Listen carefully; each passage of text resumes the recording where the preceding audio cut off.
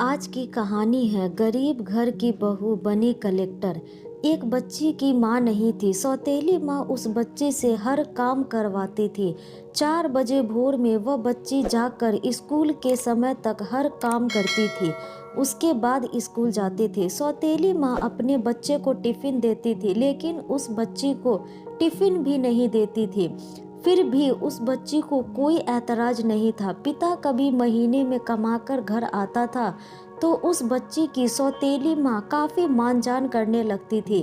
पिता के जाने के बाद फिर वही कार्य करती थी। बच्ची पढ़ने में तेज थी, धीरे धीरे बड़ी हो गई। पिता को विवाह की चिंता सताने लगी। एक दिन लड़की के पिताजी बिटिया की शादी की जिक्र कर दी। सौतेली माँ ने कहा कि हमारे रिश्ते में एक लड़का है, दहेज भी नहीं लेगा, थोड़ा गरीब है लेकिन परिवार ठीक है। लड़की चूंकि पढ़ना चाह रही थी, लेकिन जबरदस्ती मंदिर में विवाह करके उसे उसके ससुराल भेज दी। लड़की जब ससुराल गई, उसे अपनी बदनसीब किस्मत सोचकर कुछ बोली नहीं, लेकिन लड़के ने कहा कि आप बुरा न मानो तो एक बात कहें। वह बोली कि आपके साथ जीवन भर रहना है, आप जो कहोगे हम मानेंगे।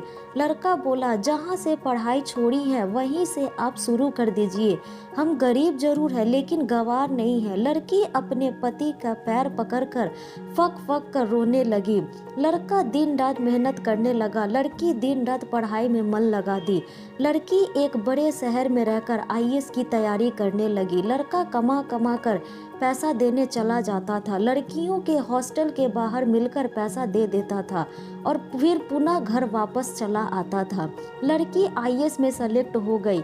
वह आईएएस की ट्रेनिंग पर चली गई और किसी प्रदेश में डीएम बन गई। संयोग से लड़का पता लगा कर वह जब वहां पहुंचा तो लड़की की सारी व्यवस्था देखकर लड़का खुद शर्मिंदगी खाने लगा और वह मन बना लिया कि हम खुद इनके जिंदगी से दूर जाएंगे। लड़के की माँ की तबीयत खराब थी। लड़का हफ्ते भर से मिलने के लिए प्रयास कर रहा था, लेकिन कोई मिलने नहीं दिया। ठंड का मौसम था। डीएम साहिबा का कंबल वितरण का होर्डिंग लगा था। वो भी सवेरे से लाइन में लगाकर खड़ा हो गया, जिसमें 5 गरीब चुने गए। उसमें वह लड़का भी था। डीएम साहिबा गाड़ी से उतरी और एक एक करके कंबल देना शुरू की। जब 5वें आदमी की कंबल देने की बारी आई, वह लड़का अपना मुंह तौलिया से बांधे खड़ा हो गया। डीएम साहिबा जैसे ही कंबल हाथ में दी, लड़के की आंखें नम हो गई और धीरे से बोला कि साहब, हमारी माँ की तबीयत खराब है, माँ को यहीं लाया हूँ, आप सरकारी अस्पताल में फ़ोन कर दीजिए जिससे मेरी माँ का सही इलाज हो सके। डीएम साहिबा आवाज़ को पहचान ली और हाथ पकड़कर फक फक कर रो पड़ी और बोली कि आप कब आए, मुझे बताए क्यों नहीं, माँ जी कहाँ है। उसने इशारा किया। इतने में वह खुद चल दी, अपनी गाड़ी में सबको बिठाई और अपने आवास ले गई। तत्काल सबके ठंडक के कपड़े खरीद कर लाई।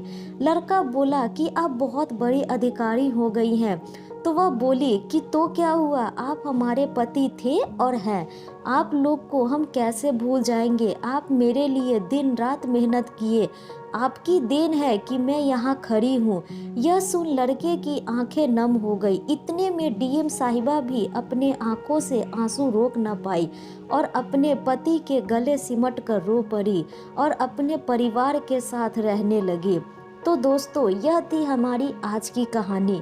आपको यह कहानी कैसी लगी हमें कमेंट करके ज़रूर बताएं। साथ ही लाइक एंड सब्सक्राइब करना ना भूलें। धन्यवाद।